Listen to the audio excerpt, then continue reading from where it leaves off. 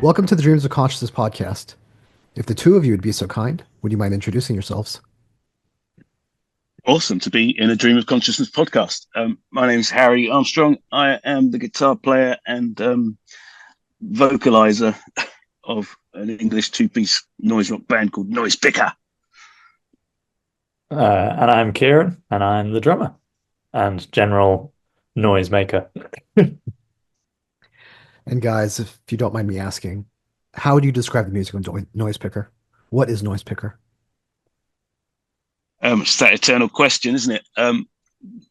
Ultimately, the whole point of music is to create and enjoy the creation process, and that's all we're trying to do. But I guess it has to be pigeonholed in some way to make it easier for the consumer or whatever. Not that we have any, but yeah, it's.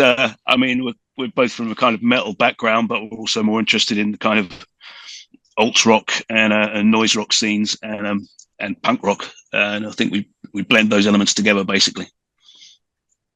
Sound about right to you, Kieran? Yeah. My general description to people is usually it's like if Tom Waits was singing in front of Black Sabbath.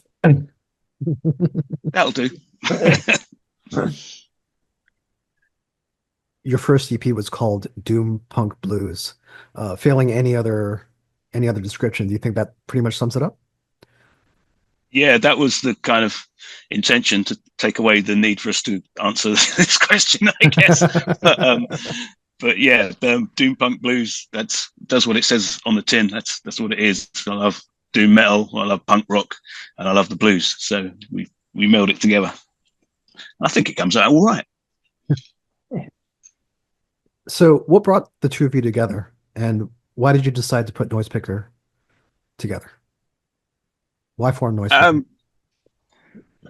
I wanted to do, funny enough, I was talking to the guy who runs Exile on Mainstream labels in a bar one night, and we were talking about the rising cost of being in a band and how difficult it is becoming, and the rising cost of life in general, really. You used to be able to start a band and jam in someone's garage or in a squat, or, even, getting hold of a second-hand guitar was cheap. Rehearsal spaces were cheap and available. There were more venues available. And these days, all that's dying out, and it's becoming a kind of the playground of people who've got disposable funds rather than just for anyone, like rock and roll should be, And I was discussing that with him, and he was saying the best band you can be in these days is either a solo artist or a two-piece band, because it reduces the shipping, the touring costs so much. And got me thinking. And I'd met Kieran in my local bar. He was working in there alongside my now wife. And we got talking, and I had some ideas for some songs, and I saw him play the drums in the bar with a kind of jazz Star Wars metal crossover band he was in at the time, which was awesome, blew me away. And I asked him if he'd do me the honor of becoming my other half in Noisepicker. And that's basically where we're at. So you mentioned the financial burden on bands, but were there any other reasons, like maybe musical reasons, why you wanted to keep Noisepicker two-piece? Yeah, I'd started working on some stuff. I've been in bands all my life, and I'm getting on a bit now, and I kind of wanted to do a project where I had more say and didn't have to compromise. As cool as that is, I've loved every band I've been in, and I think the input of having 4 or 5 people in a band throwing ideas and bouncing ideas off each other can be a very, very positive thing. But just purely out of curiosity, I wanted to see what would happen if I just took the ideas that were in my head and made them flesh without any kind of watering down or enhancement of them. And so, yeah, it was just an experiment, as is all music, to be honest with you. I'm just playing with noise, making funny sounds with the air and seeing what happens. That's kind of it. When you guys write songs, do you write together? Or, Harry, do you begin the composition process on your own and then play it for Kieran later on? Mostly, especially on this new record, I've kind of demoed everything myself, again looking for that way of getting stuff out of my head. And I had a chat with Kieran before we did this record and said, would he mind taking my very badly programmed drum beats and turning them into something, getting the gist of what I'm trying to do and turning it into something good, which he fortunately agreed to do and has done a fantastic job with.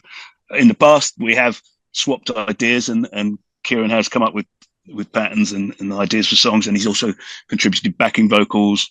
And in the recording of the album, he knows quite a lot about the kind of sound engineering thing, and so we were sharing ideas on that. So the album wouldn't sound like it does without Kieran's input, despite the fact that I could claim to have written it, but I think there is no band alive that isn't influenced by its members, and so Kieran's influence is part of the songs that I write, I guess. Would that be fair, Mr. Kieran Murphy? Yeah, I think so. I mean, it's just a case of you have the initial like sell of an idea and take that as far as you can take it, and then hand it to me, and and then it's just that case of like translating poorly programmed or beatbox drums into reality, really. Yeah, Kieran has got a few tapes that I've sent him, or MP3s or whatever it is these days, of me drunkenly screaming into the microphone, and then the drums should go better, and he somehow manages to make sense of all that nonsense. Yeah, one day we will release whatever that demo was, because it was hilarious. I mean, you mentioned a noise rock influence. I remember the band No Means No did like a almost like a scat a scat version instead of a normal percussion, where they were just kind of like singing their parts over. I think it may have been like a Dead Kennedys cover or something like that, but they're basically just singing and scatting the song. Maybe you guys can pull something like that off. Yeah, I think we could give that a try. Yeah. I'd like to, actually. We'd have to find the right song. Are the arrangements complete by the time you start writing the vocals and the lyrics, or are you working on the two roughly around the same time?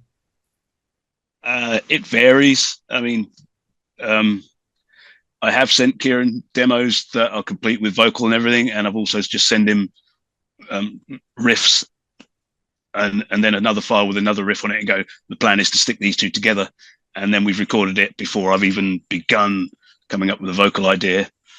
There's a couple of songs on the new record and on the old one, in fact, where we just went in and recorded bits, and I went away and did the rest of it. So, excuse me. It varies. Yeah, it varies. Sometimes it starts with a vocal idea, but it's usually a guitar riff or series of chords that begins the process. But yeah, the vocals usually come last, but it can vary. I don't have no particular way of working. It's all in like a stream of consciousness, man. Some of your lyrics have like a almost like a story arc to them. Like they have characters, and there's a flow, almost like a plot to the lyrics. Where does that come from? You mentioned Tom Waits. I know Tom Waits could sometimes be very dramatic with his songs. Yeah, it's very much a kind of Tom Waits thing. I do like, and old blues songs, the whole "My Baby Left Me," woke up this morning and found myself dead, and all that kind of those sort of classic and timeless stories, but just telling them updating them maybe, and telling them in a stranger way. I do think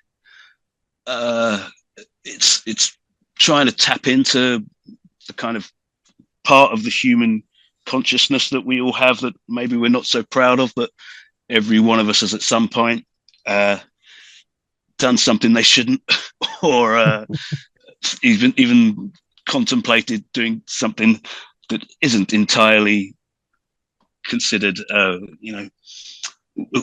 let's say it wouldn't go down well in certain religious institutions. But whether or not you go through with them, that's a different matter. But it's still that at what point does the human ability to veer from right or wrong and taking that idea and putting it in various situations, whether it be relationships or political or social or various everyday kind of life, and seeing how you can deal with that. And so I like to build stories around it. I'm quite happy to hear that you've picked up on that. But yeah, it does come from largely Tom Waits, but again, he brings it forward from the masters of the blues from beforehand, and gospel and that kind of all that kind of stuff. I do think that's an important part of what we do. I'd like to ask about the gear that you use, if you don't mind. Yeah, sure. I really like your I'm guitar currently tone. surrounded by it, so I'm currently surrounded by it. It's I can tell you exactly what it is. I can read you the serial numbers if you're that much of a geek. But Well, yeah, I guess I'm curious about your guitar tone, like how you got that tone. Is it mostly just amp distortion? yeah, I use an old 1970s Carlsbad bass amplifier as the main amp. But I also put that through a Sans amp GT pedal to give it an extra bit of crunch. And I also run two of those amps and a bass amp and split the signal three ways and go into an Ampeg SVT for the bass sound through an octave pedal. And that basically creates everything that's on the record, really, apart from the drums, of course. But yeah, the guitar tone is largely an old 70s Carlsbad bass amp that I bought when I was 15 for 30 quid, and it's still going strong. So yeah, I went and bought another one of them the other day, just in case. So am I understanding you correctly? You're playing your guitar through a bass amp, and that's how you get that tone? Yeah, Okay. yeah. Basically, I mean, it's an old bass amp, but it's going into on the recording. I put it into a standard Marshall 4x12, and yeah, just cranked it really. But yeah, there's just a Sans amp GT2 in front of that really that creates the distortion, and that's about it. Apart from the octave pedal that feeds the bass and another bass amp for the actual bass sound. And yeah, it's pretty simple, but it's a lot to set up, but it is quite simple because it's basically replacing a second guitar player and a bass player, which is my apologies to bass players and other guitar players in the world. You can't be replaced. You're important, honest. Kieran, I don't want you to feel left out. I ask drummers a lot of nerdy questions about like ride cymbals and stuff like that. Do you want to talk about your setup a little bit? Uh, I unfortunately don't have all my gear to hand and don't know the serial numbers. I have the most hodgepodge collection of shit that you've ever seen. There's nothing specific about what I use. I think for the recording of the album, we used like a Mapex drum kit that was in the rehearsal studio. I just have a random collection of cymbals that I haven't broken yet. Probably the only thing that's like a standard in my setup is using a Ludwig a Superphonic 400. It's just like a pretty bog standard kind of. It's on every recording snare drum, just because it's one of the only ones I own, and also just is malleable in the way that like you can make it sound like a bunch of different things if you need to really easily.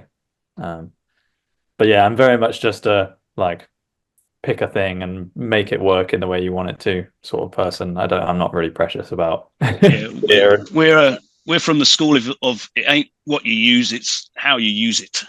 Yeah, exactly. So if you got to stick a bit of tape on it, or drill a hole in it or something, or plaster it to the wall, just do what you got to do to get the sound that is in your head. But yeah, there's nothing like. I'm not like, oh, I've got these special double bass drum pedals or anything like that. Nice. So on March 21st, Exile on Mainstream will be releasing the second Noisepicker album, which is called The Earth Will Swallow the Sun. Ooh, indeed, yeah, we can't wait. Going into this album, I'll wait until the Earth swallows the sun, basically. Well, okay, let's start there. Is this a concept album? Is this related to anything that's been happening in recent months or years? I guess it's a concept album in what we were discussing earlier about the side of human psyche that does have a kind of self-destruct button, and the idea of Earth swallowing the sun. Obviously, most scientists would probably predict that in however many millennia, the sun may engulf the Earth, but will be long gone by then. If we get that far, I'd imagine that we would. It's kind of a play on like we if we could find out a way to make billions of pounds out of destroying the sun, we would do it because we're that fucking stupid. And it's that self-destructive technique. Why take what we need to live and what we need to exist, and if you can destroy it and make money out of it and destroy everyone else in the process, who cares? And that seems to be the attitude of most of our civilization at the moment, which leads me to believe that we won't get anywhere close to the sun swallowing the Earth. So it's more likely to be the other way around. I mean, you can speak about the lyrics at some length if you want to, but it seems like your focus is more on kind of human emotions and what drives them, like their motivations, rather than like an overarching kind of like environmental or political message. Yeah, I think so. It's more kind of about the self, really. But I think that self and often self-importance that individuals have is something that, when it's taken as a whole, if the whole world becomes self-obsessed and selfish, it kind of is, then we're in a bad place. We need to understand, or find the flaws in us that we find in others, and then maybe we might have a chance.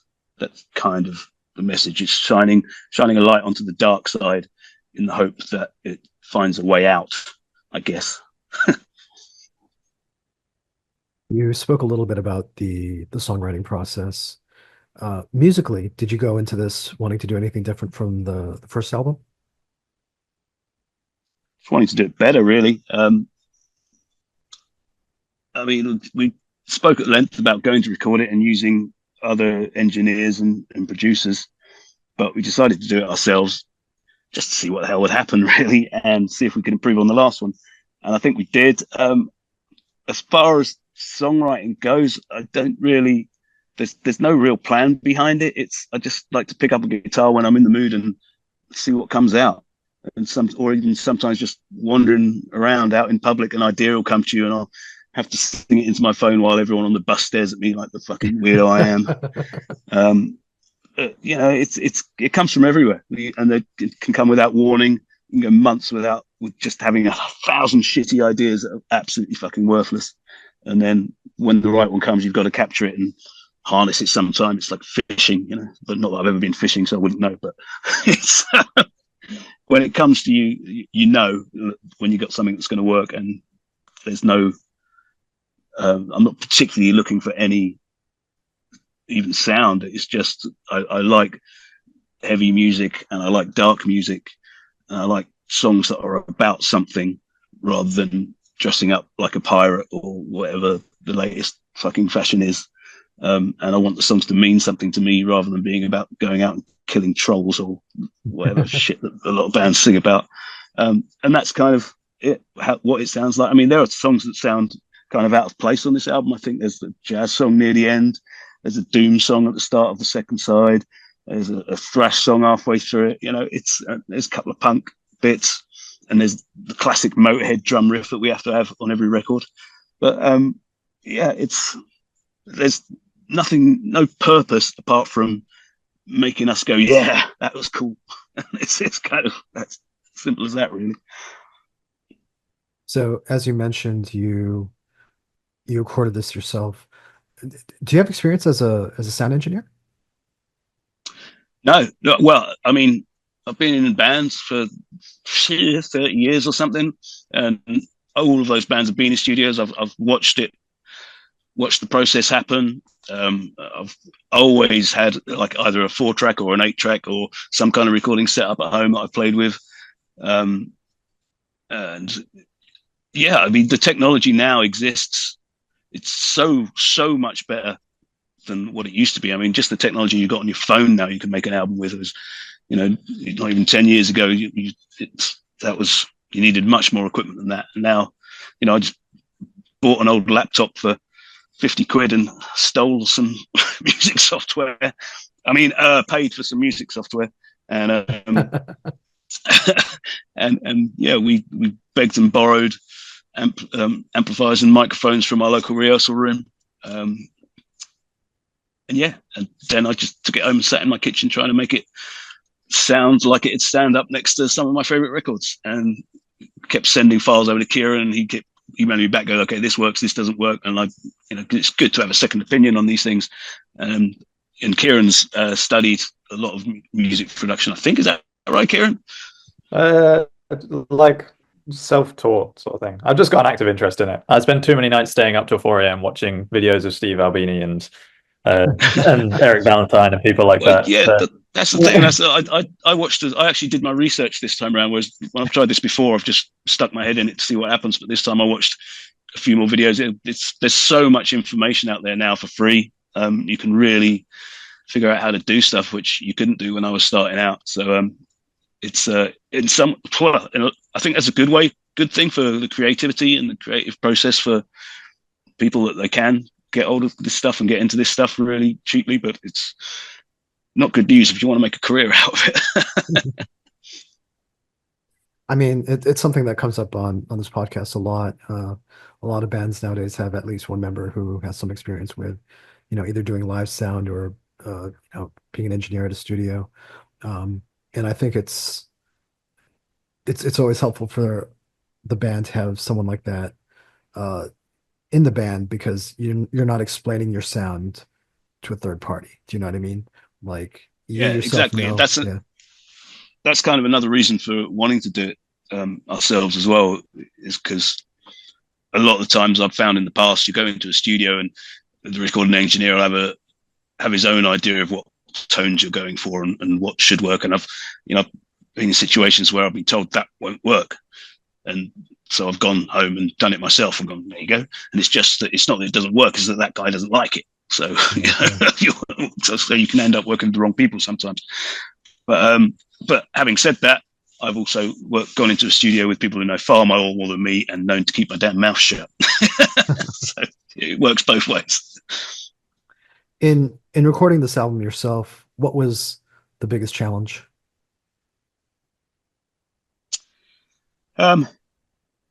Just the learning curve, really, I think. And also being able to pull yourself away from it. A lot of the times you can get too absorbed in something, especially if you've created it and written it and shaped it. And at some point, you almost just hit a brick wall and it can become blind. And so when it's a good idea to reach out to other people and go, what do you think of this? And, I'd sent stuff to Kieran. He'd noticed stuff that I just was absolutely deaf to because I'd just been listening to it too long. Sometimes you just take a week away from it, come back with fresh ears. That's the biggest thing. It's time, I guess, really. But finding time in between the day jobs and stuff like that to get it done. What's the most important lesson you learned in recording and mixing this album? And what was something that you wish you knew before you started? I learned a lot more about compression than I did before, and especially how to overuse it, because I think a lot of music is overcompressed. And but I had a lot of fun doing it. I learned, dual compression channels on the drums can be really good. Thanks. But again, if you overuse it, it sounds shit, and if you underuse it, it has no effect. It's the same with everything you do, but basically keeping it as clean as possible, just making sure that the original sound you've got, I mean, those guitar and drum sounds haven't really been played with, apart from just placing them in the mix and getting the volumes right. That's the most important thing. If you've got a good signal with a good performance, then the job's pretty much there. You don't have less is more when it comes to the mix on that kind of side. So yeah, we haven't done a lot to the record at all, apart from a bit of panning and volume adjusting, a tiny bit compression and reverb, and that's basically it. Just less is more is the good lesson. Get a good signal from the start. You can't go wrong. Well, you can, but Kieran, do you want to say anything about recording the drums for this album? Capturing your drum tone? Yeah, it really there wasn't much like rocket science to it. We did all of the we did like 90% of the album in was it 1 or 2 days? I can't remember now.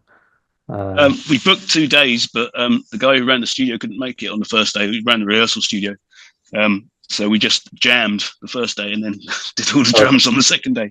okay, But the so same day, we were 4 hour session. But yeah, so we did like we set up, recorded, and like we were both in the room together, guitar amp in another room, and just recorded everything all together, like no click or anything.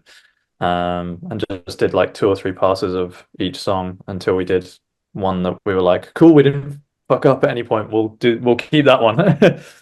But in terms of yeah, I'm like, surprised it only took 3. yeah, well, some of them took more. Uh, but in terms of like getting the drum sound itself, I don't know. It was just like get get the drums sounding good and in tune and how I want them to sound, and then we threw like a pretty standard mic setup, and then a few like there was a cool like really reverberating corridor, which was actually just like where you go and make coffee and snacks in the rehearsal studio. So we like threw a mic out there and things like that. Like a few little like throwing a mic in the corner of the room just to see what it sounds like, but nothing like world-endingly crazy, really. There's no one like suspended from the ceiling swinging microphones around or anything. Yeah, I mean, another reason for wanting to do it ourselves was because so many of our favorite records, especially the old ones from the 70s and 80s and 90s that sound so damn good, are just the sound of a band in a room. And that's what we wanted to capture. No triggered drums, no auto-tuned vocals, no over-compressed guitar tones, none of that shit. We wanted to keep it as bare bones as simple. So, we can go and recreate that, in someone's front room. You should be able to do that. We just want to capture what the band's about rather than adding any, fakery or tricks, which is far too evident in modern music for my taste. So am I understanding you guys correctly? You guys recorded this album live? Or live, I guess, with a few overdubs in terms of vocals and stuff like that? Yeah, basically we just concentrated on getting the drum takes down, and we had the guitars in another room. I did a second guitar track just to fatten it out a little bit, and then added the vocals at the end, and that was basically it. Wow. There are a few little samples that we thrown in there as It well. saves a lot of time. It saves a lot of time. It saves a lot of time, but also, as you pointed out, it's a little bit nerve-wracking because, one take, and if you mess up, you got to start it over again. You know what I mean? Yeah, that's kind of part of the fun though. I think some of the coolest records are the ones where they sound like rather than this magnificent like this is the final version. Like artists like Bob Dylan or something are a great account of that, where they'll have multiple versions of a song over live albums and different albums and things, where just because it's like there's the song at the core of it and then you're just capturing how you play it in that moment in time. So it was kind of nice that we got everything done in a day, or the core stuff anyway done in a day, because it just felt like that album now feels like a snapshot of that very brief period in time where we played it all. And in 5 years' time, we might play the songs differently, and maybe we'll re-record some of them again, and it'll be a totally different song, or sound totally different because we'll be, doing some other crazy stuff with it. But yeah, at the core of it, it's all just songs played in a way.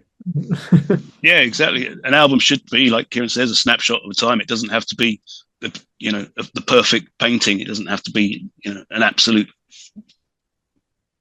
perfect moment. It's where we were on that day and how we were feeling on that day and the mood we created that day. And fortunately, I think we got a good one. You feel the album is a good representation of what people can expect when they see you live?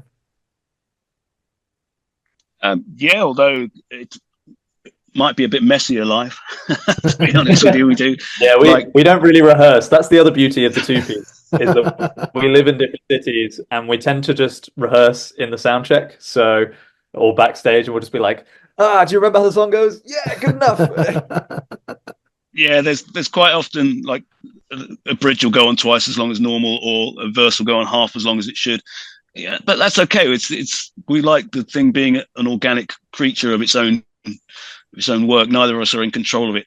It takes us on along for the ride, and we see where we end up. I guess. Yeah, it makes it really easy to follow the mood and the music when you're playing with just two people. You know, in the way that like a jazz quartet or something might do that, but we're not as skilled musicians as jazz musicians, so we can only do it with two of us. Yeah, but if one of us fucks up, we just keep going until we go like, oh, okay, right, back in. But that's fun, If it's for me, it's boring if it's perfect. There are mistakes on the record, and there will be mistakes when we play live. But that's the sound again. The sound of a band in a room. Mistakes get made. Humans make mistakes. If you want music without mistakes, there's plenty of over processed bullshit out there for you to listen to. We don't want to do that. Do you want to say anything about the gentleman who mastered the album and how he got involved with this? Yes, Stefan, absolute legend. I had partly thought about mastering myself for a brief second, but then I knew how little I knew about that. And also, it's when it gets to that stage, it's very often a good idea to hand it over. And also, I kind of wanted him to turn around and tell me what I'd done wrong. It was an unworkable piece of shit or something, But fortunately, he was very cool about it. Told me he thought it was a good mix, and that he just worked his magic on it. Did a couple of run throughs of it, and the second one was perfect. So we were, over the moon. I don't know what he did, but it sounds great. What did you want Stefan to bring to the mix, to your mix? What did you want him to bring to the finished album? I think when it gets to that stage, the mastering is more about just kind of gluing everything together. Say again, mate. Making it listenable. Making it listenable, yeah. It's so the levels are right for when it goes on podcast and if someone's listening to it on a streaming service, the level doesn't dip massively from the other songs on there or that kind of stuff. But also giving it a bit more punch, making it a bit more lively. Those are the things that I consider a part of the mastering process. He also does a lot of the releases from Exile, like. Yeah, I see. He works closely with Andreas and those guys. So it has that nice little sort of, there's a through line in the sound of a lot of those records that get released on that label that they've all been through the hands of this one man. Yeah, I mean, that label really is it's like its own family. All the bands that are on there know each other. Everyone who's worked with it has been doing it for years, and it's the same kind of people, and we all get together and have a party every now and again. And the guy who runs the label puts on a festival every couple of years, and all the bands get together and we just hang out, and it's just such a cool environment. It's really creative and honored. We're honored to be part of that scene. Really, it kind of is its own little scene, that label, which is kind of rare these days, I think. So the album will be out very soon after this episode is released. What do you guys have planned in terms of shows or maybe festival appearances, or things like that? Not a huge amount at the moment. We're currently in the booking process. Part of the problem is that most of the festivals now are already booking for next year. So we're kind of on a couple of waiting lists for a few things that are saying, should someone drop out, we'll be in touch, that kind of stuff.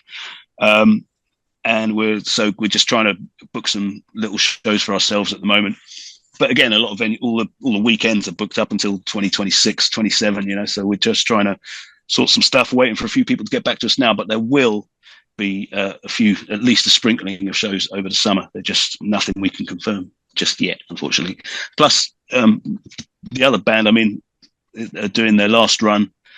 They're splitting up the end of this year, a band called Orange Goblin, and they're basically booking every weekend at the festival so that they can play, which is cool. But it's not leaving me much time to book stuff for us at the moment. But there definitely will be some other stuff going on, some live stuff.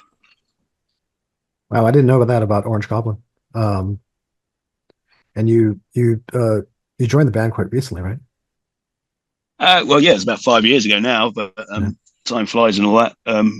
But yeah, they've decided to call it a day, and this all of this year is basically farewell shows. Which is cool, but there's been a lot of interest in it, so it's going to be a busy year. But it's just coincided with us putting out this record. But we will have some live shows coming up soon, and I'll just be handing out lots of Noisepicker CDs, Orange Goblin shows this summer.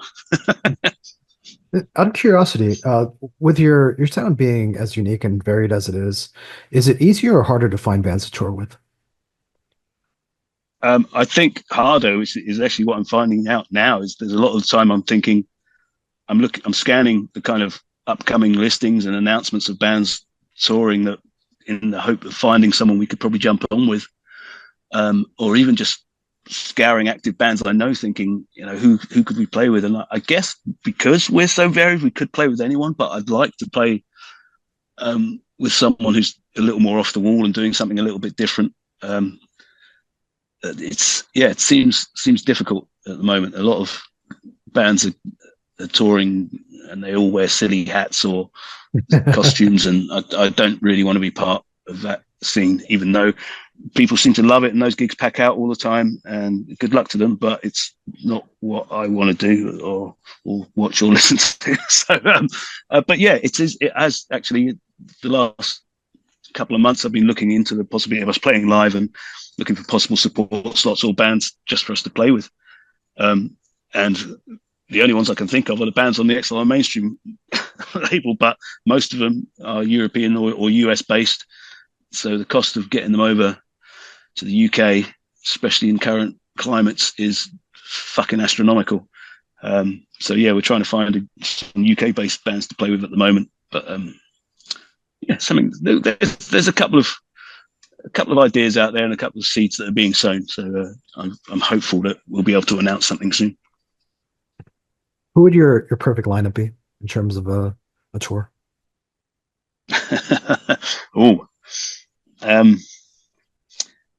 There's a couple of German bands that I love. Oh, well, one of them's Austrian, actually, called Bulbul.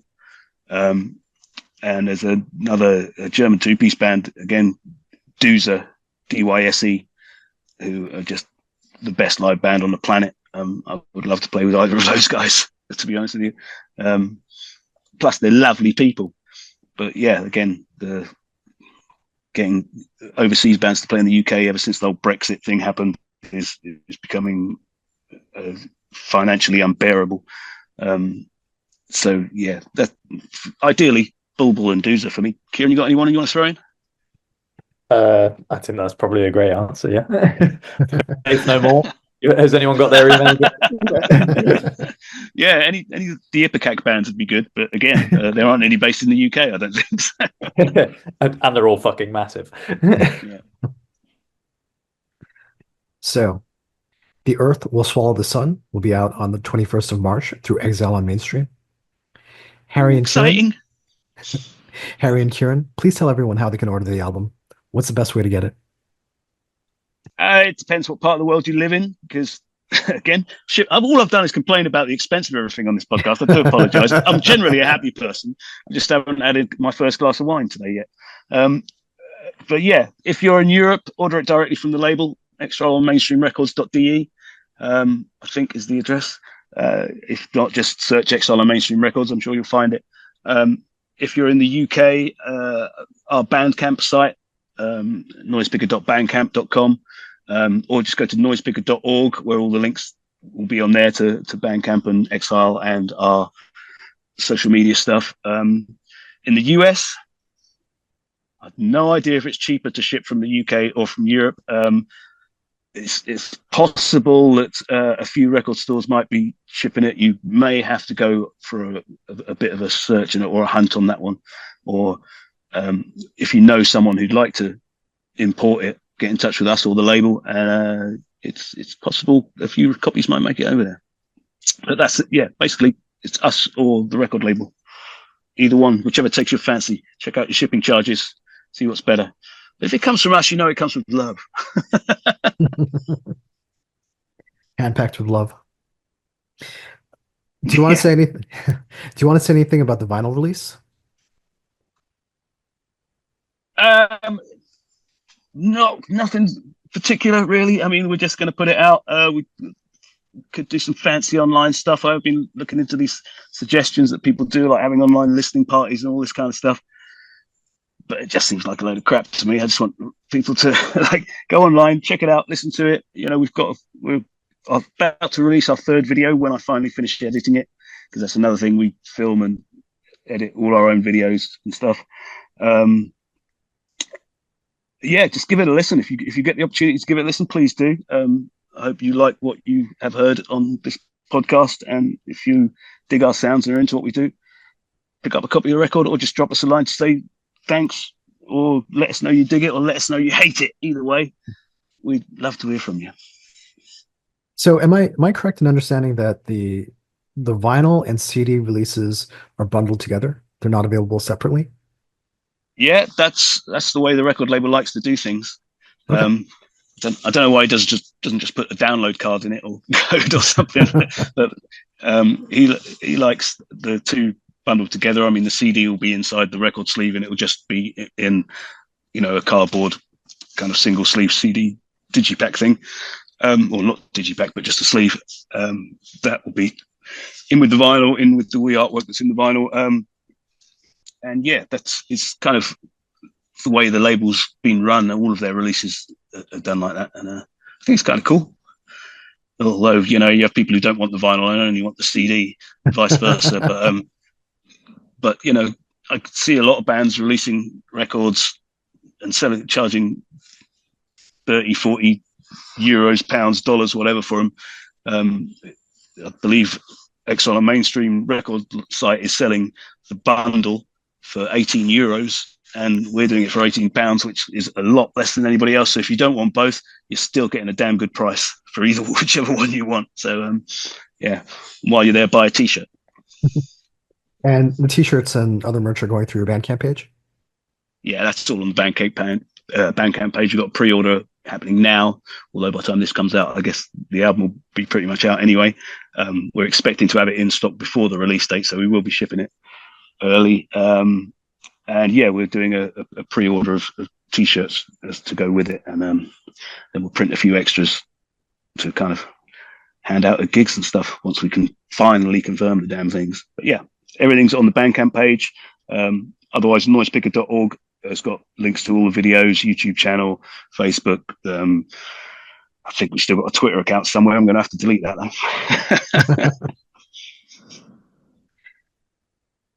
though. The social media pages you mentioned, those are the best way to get updates on live shows and stuff like that?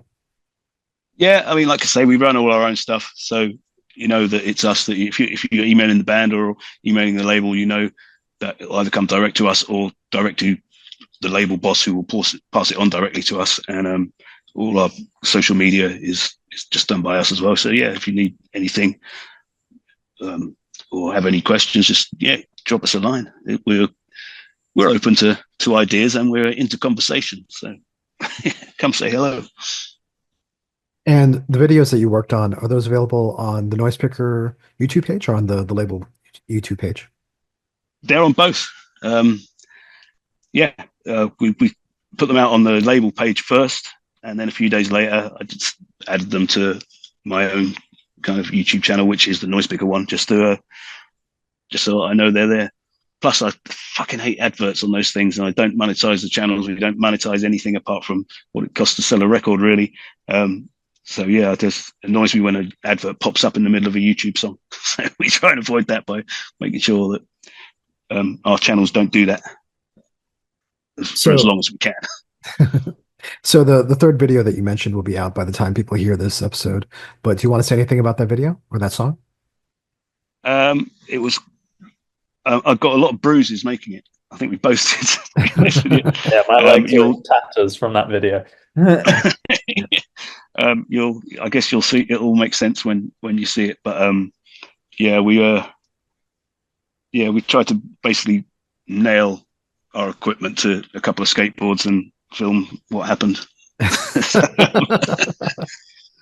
Yeah, I'm doing the final edit at the moment, so it should be ready soon.